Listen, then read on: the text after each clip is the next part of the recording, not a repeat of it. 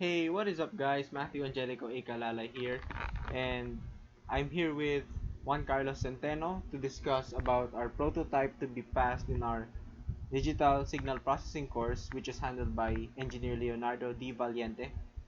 And so I'm here to discuss the first half of our program, then I will be handing it over to Juan Carlos. So let's get started. So this is our program, and we can see it starts with the function and will most likely end in functions. And in MATLAB, functions are commands wherein we put inputs and then it will process them in order to gain an output.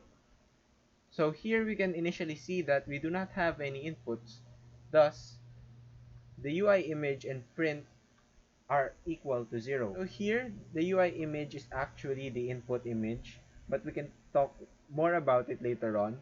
And here we can see the print, which is actually the variable that we use to save the output. But in this case, it's still equal to 0 since we do not have an input image. So here we can see a whole lot of set commands in which are responsible for changing the properties of the graphics of the object. What this section really does is that it hides some dialog boxes in the UI that are not needed at the moment. So the reason for actually hiding some of the interface, because the interface is actually just a cascade of UI boxes. So let's say if we go press mode, we can see that the corresponding boxes for that button become visible while the other dialog boxes will disappear into the background.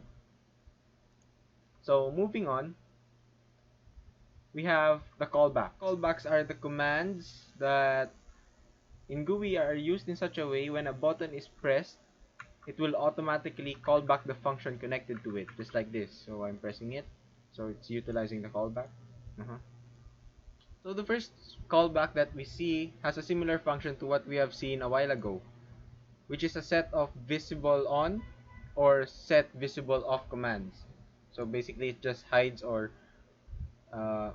make some UIs appear. So moving on to the open button home, so we have another callback function here in which we can see that the variable a and print variable are put together with the global command. So what this does, it just makes the variable available all throughout the program. So here we can see in line 92 a command file name comma path equal to UI get file. It's the command wherein the user can specify and locate the image input he wants to process in the program. So if the user does not choose any picture or image, it will return a 0, and if the path is equal to 0, it will just return an end. So now if a user chooses a file, it will be saved into the UI image. So here we can see another variable introduced, which is equal to IamRead UI image. What this does is it gets the properties of the image such as dimensions, resolutions, and the RGB and etc. So what we can see next is the set of codes print equals a, wherein it just shows that the user can save the image or the properties whenever he wants. So the next set of codes we can see is responsible for making the UI visible whenever a user chooses an input image. So the IamShow command simply shows that the input picture in the UI with its corresponding image properties are saved into the variable a. So moving on, we now go to the save button and we can see here another callback function. Then we can also see the print variable being global. And the next line has the variable filter in it, which is responsible for giving the user choices to what kind of image file type they want their image to be saved. Whether they want a JPG or PNG or a .gif. So here we can see another code, file name, comma, folder name, UI input file is simply just a command wherein the user can specify where he wants to save his work. So here we can see the IamWrite command that tells the MATLAB to save the image inside the print variable alongside with its specified name that is stored within the variable complete name. So up next we have the exit button, which has the exit callback. What this simply does is that whenever you press the exit button, It just exits everything and clears everything. So there. So now we move on to the modes. So here we can see the callback function. We can see the global print and the global A. And a new variable introduced, the contents equal to HO objects. And here we also have a new command, which is the switch commands. So what the switch commands enables the user to do is to choose from a variety of modes within the dialog box, then make MATLAB takes that chosen mode and directs it to its corresponding code. So for example, if the user chooses mode and red channel, it now corresponds to the case 2 of the code within the switch command. So what happens under this case 2 commands is that it creates a set of matrices that eliminates the other colors of the RGB spectrum in order to bring out the specific color in the image that the user wants. But in this case, it would be red.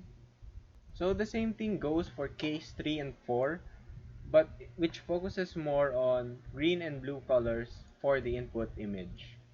So moving on to the case 5 of the codes. For case 5, we can see that it corresponds to the binary mode of the image.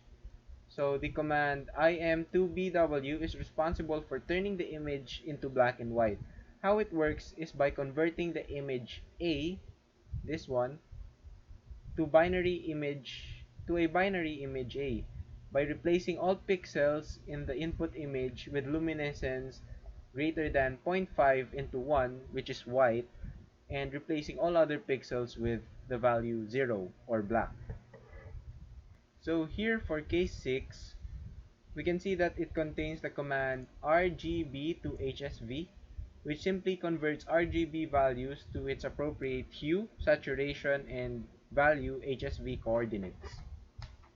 So here in case 7, the same concept applies for case 7, which converts image into grayscale with the use of the command RGB to gray.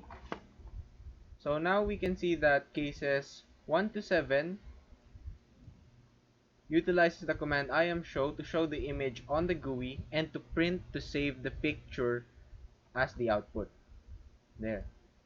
So for the last mode, which is case 8, which uses multiple images, here we can see a command AARray and repmat, which returns an array of containing n copies of the images A in the row and column dimensions. So it also utilizes the command montage, which displays multiple images in frames as rectangular montage. So that ends the first half of our project, and now Juan Centeno will continue the discussion of filter buttons and the other functions of the project. So thanks for watching.